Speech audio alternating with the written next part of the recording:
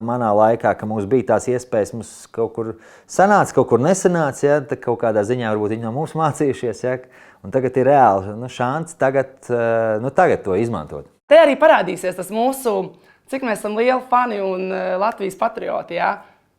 Tā ir mūsu Latvijas komanda. Ar KP vai Bertānu, viņi ir ielikuši savu jau vezumu, jau panesuši ar savu vārdu, jau Latviju jau parādot pasaulē, ja.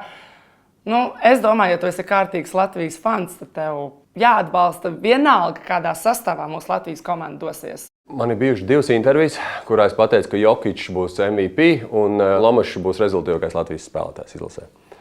Tad, redz, cik labs tas prognozēs.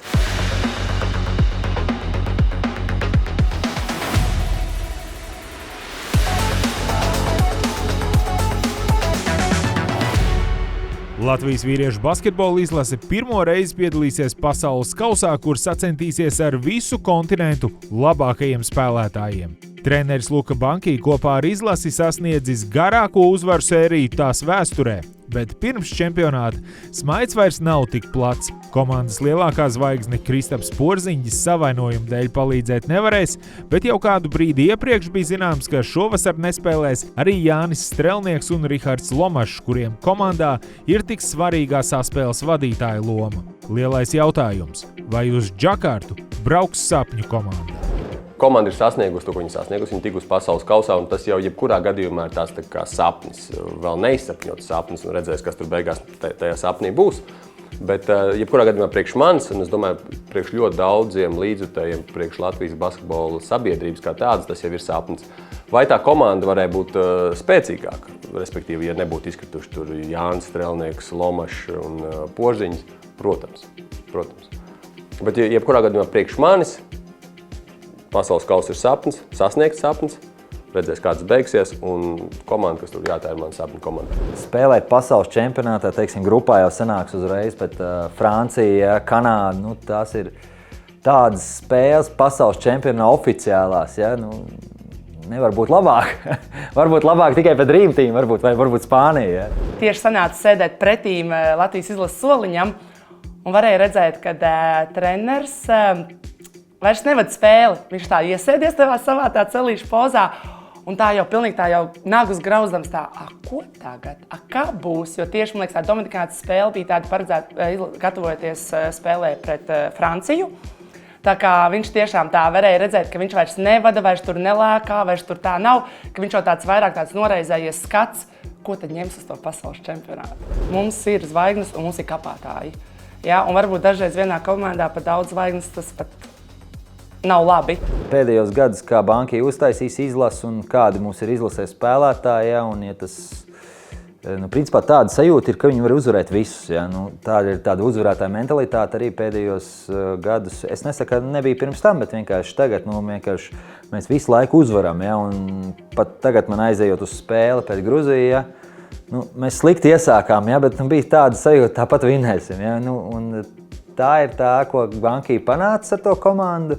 Un man pat liekas, ka es nezinu, ka viņi var zaudēt, tā pa lielam, ja, viņiem, nezinu kādam pretiniekam, ja, un tā mentalitāte labi iedzīt, kad arī, ja slikti spēlē, viņi tāpat uzvar, un labi spēlē, tad vispār neviens nevar apstādināt. Liels notikums Latvijas sportam, ja hokejisti varēja 3. vietu izcīnīt, ja, es domāju, ceturtdaļfināls ir reāls, ļoti reāls.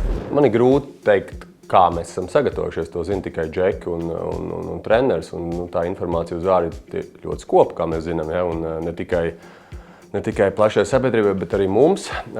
Uzvaras liecina par to, ka mēs vēl joprojām esam uz uzvaru takas, vai tas kaut ko liecina par komandas, teiksim, tādu gatavības pakāpi, tur visādi var būt, jo, teiksim, tās komandas, pret kurām mēs spēlējam, varbūt nav tik labi sagatavojušās, vai trūks līderi, tieši pats, kas mums ir bijis, bet jebkurā gadījumā uzvara ir uzvara un tā kaut kur nosēžās. Un tā pārliecība, ko tu iegūst ar uzvaru, jebkādu uzvaru, skaistu, netik skaistu, ar daudz punktiem, ar maz punktiem, tā kaut kur tevī nosēžās. Man gan kā spēlētājai es negribu tā neko čings piesaukt, ja? Bet pēc tādas uzvaras sērijas pat prasītos kāds zaudējums. Ja? Pašai pēc pieredzes ir, ka tu viss forši, un tas pat nav slikti dažreiz nozaudēt, un tas saprast, kā komanda reaģē, kas būs tieši spēlētāju reakcijas, tieši treneru korpusa. Es domāju, ka bankai jau apmēram 10, 11 ir skaidri, ja 1, 2 vietas viņam reāli ir tās, kuras vai kaut kādā ziņā dēļ traumām, vai vēl kaut kādiem apstākļiem, kurus viņš noteikti līdz galam pateiks. Tāpēc arī, cik es dzirdēju, tad visi 14 brauks arī uz to pasaules čempionātu, un tad pēdējā dienā, kad vajadzēs pateikt, tad arī divas atstās. Bet, arī tie varbūt, kas netiks, tiem būs laba pieredze to piedzīvot klātienē. Ja? Teiksim, varbūt kāds jaunais tur netiek, bet tāpat viņš ir devis ieguldījumu, zinām, un viņš tur būs. Ja? Tā kā, ja arī netiks pieteikts, vismaz kaut kāda tā pieredze tāpat, katra pieredze ir laba pieredze. Un šajā ziņā, es domāju, Bankai tāds ļoti profesionāls ir, un viņš arī tam, kas neaizbrauks, viņš arī būs kaut kāds loģisks izskaidrojums, vai tāpat viņš liks tam spēlētājiem būt svarīgam, ja arī viņš nav te 12. Viņš māks spēlēties ar spēlētāju galvām, ne tikai spēlētāju galvām. Un tā ir tā rietumie Eiropas pieeja, tas jaunā skola tam visam, jo, teiksim, es domāju, ka Bankai sezonā nav tas pats Bankai, kas ir izlasē, jo tur ir pavisam cits formāts, kā es minēju, tur ir, 8-9 mēnešu sezona, un tur visādi klupieni un kritieni ir iespējami. Šeit tas viss ir jādara maksimāli kvalitīvi, maksimāli ātri, un Bankai tas izdodās. Bankai ir ieviesis, mums nepatīk sevi dēvēt par Austrumēropas basketbola zemi vai par Austrumēropu kā tādu, bet mēs esam. Viņš ir ieviesis to Rietumēropas tādu domāšanu, Rietumēropas elpu, un ar to viņš arī ir fenomenāls. Un kāpēc varbūt citiem tas nav tik labi izdevies, es nezinu, bet Bankai, mēs varbūt Latvijā nezinājām, kas ir Bankai, bet Bankai Itālijā tieši ir zināms ar šo, ka viņš ir ļoti labs treneris un ļoti labs psihologs. Un mūsdienās ar šīm divām lietām, ja tev nav neviena, ne otra, tad tu nevari būt tāds ļoti labs treneris. Psiholoģija ir ļoti liela nozīme, un man liekas, ka tā paliks arvien lielāka un lielāka. Mākslīgais intelekts izdomās kombinācijas un vispārējo un skautingu. Tad treneri varēs būt psihologs un IT speciālists. Es jokoju.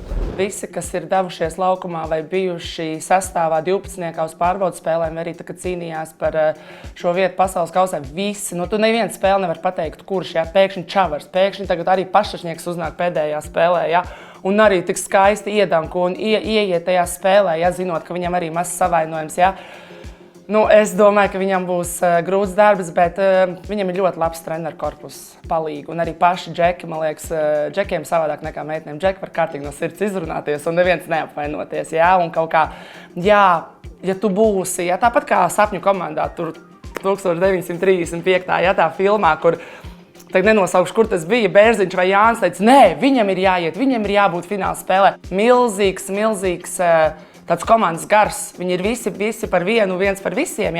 Un man liekas, tas arī beigās būs tas, ka pat treneris varbūt pat neizlems to pēdējo cilvēku, kad viņi savā starpā vienkārši apsēdīsies. Vecīt, zini, man liekas, tur šobrīd es gatavāks vai kaut kā. Tāda sajūta šobrīd ir no šīs komandas. Ir arī spiediens. Protams, ka ir spiediens, jo visi gaida tagad, uzvaras ir, visu laiku uzvaras ir. Principā, lai paši nesadeg, bet tur noteikti Bankai ir profesionāls, kā teiksim, to komandu strādāt un kā psiholoģiski viņu sagatavot. Jo tās uzrunas, kas viņam ir pirms spēles, spēļu laikā, pārtraukumos, vai kā viņš vada, vai cik fokusēts viņš ir, arī pie +12, +20 viņš tur kliedz virsū. Tas viss ir noteikti. Viņš arī daudz iesaist, visi tie, kas nespēlē, ir uz soliņa, tur visus trenerus Latvijas komandu. Viņš tādu izveidojis tādu labu kodolu, un visi jūtās svarīgi. Visi kaut kādi daļiņi no komandas, kas varbūt nebija kādreiz. Tas spiediens ir tāda pārspīlēta lieta. Tas ir pirmkārt jāizdzīvo tāda pirms čempionāta rutīna, kas ir vienmēr bijusi, un tās sagatavošanās posms ir jānoslēdz. Un tad tu aizbrauc uz to vietu, tu iedzīvojies, un tas spiediens ir pārspīlēts. Es domāju, tas ir patīkams spiediens, ja mēs to nosaucam par spiedienu. Tas tāds sava veida adrenalīns pirms pirmās spēles, bet es domāju, ka džeki ir pietiekoši profesionāli, pietiekoši mentāli spēcīgi, lai viņi man piekristu, ka par spiedienu īsto grūti nosaukt. Visus var uzvarēt, un arī principā visiem var zaudēt.